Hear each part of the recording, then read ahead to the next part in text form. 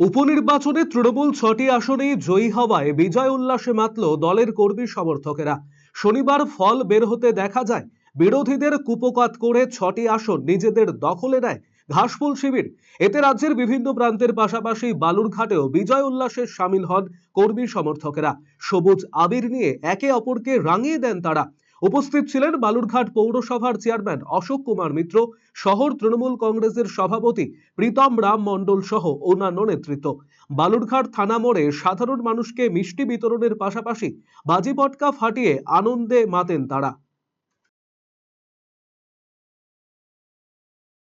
আজকে আমাদের পশ্চিমবঙ্গে ৬টা কেন্দ্রে উপনির্বাচন ছিল।